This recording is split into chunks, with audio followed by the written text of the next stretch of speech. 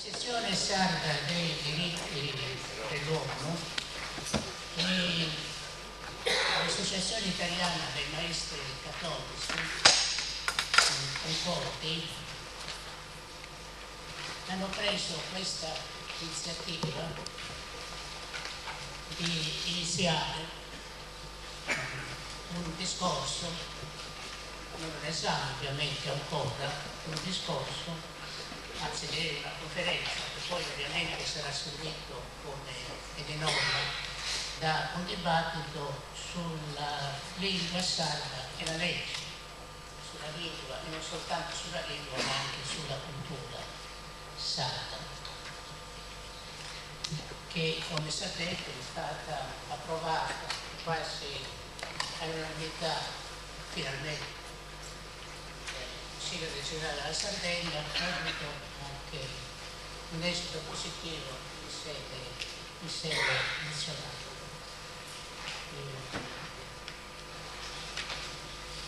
Avrebbe dovuto introdurre l'onorevole Carta, ma io do intanto prima la parola di saluto alla dottoressa Maria Rosaria Puglietto e poi noi seguiamo gli interventi secondo l'ordine del giorno stabilito.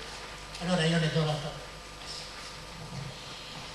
Grazie, a me non rimane molto in fin dei conti perché preferisco lasciare spazio agli esperti, però almeno voglio darvi prima di tutto un benvenuto e quindi non solo a nome mio personale della Lega per i diritti dell'uomo e per l'Associazione Italiana Maestri Cattolici che io mi onoro di rappresentare qua in Sardegna. Devo dire che questo argomento, la lingua e la cultura sarda, è un problema che ci ha sempre interessato come associazione professionale. Dicevo, è un problema che da sempre ci ha interessato. Non è certamente questo l'unico convegno, ne è testimone anche il professor Lilius, eppure con un tono più da addetti ai lavori dal punto di vista professionale, perché proprio la nostra è un'associazione professionale. Certo è un problema importante questo della lingua, della cultura e adesso la recente approvazione della legge. I giorni scorsi sfogliavo dei vecchi numeri dell'Unione Sarda e certamente ho trovato posizioni diverse su questo argomento. Io non conosco personalmente il professor Restano, potrebbe essere anche qui presente, però voglio riportarvi ciò che lui ha detto diversi anni fa, forse 10 anni fa, a proposito del sardo. Secondo il suo punto di vista, il sardo è oramai superato, probabilmente, come dire, appannaggio di generazioni di una certa età. I giovani, a suo dire, lo conoscono poco e se lo adoperano lo riservano forse ai molti di spirito, le battute. Non solo, ma per avvalorare la sua tesi fa riferimento ai nostri scrittori, Lega, Zappa, altri, i quali hanno scritto in lingua italiana. Quindi poca produzione in lingua sarda.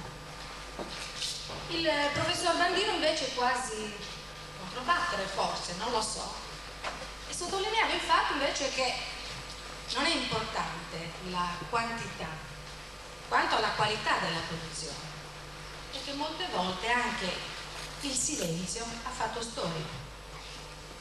E di qualche giorno ne parlavo con il professor Paulis mentre venivamo.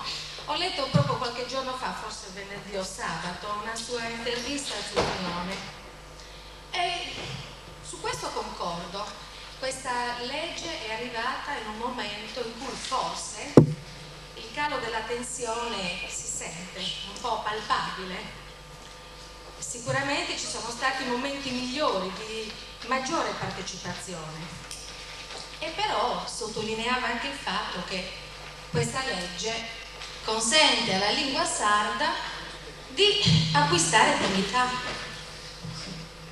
anche perché in questo modo potrà entrare nelle scuole, potrà entrare quasi sicuramente negli uffici pubblici.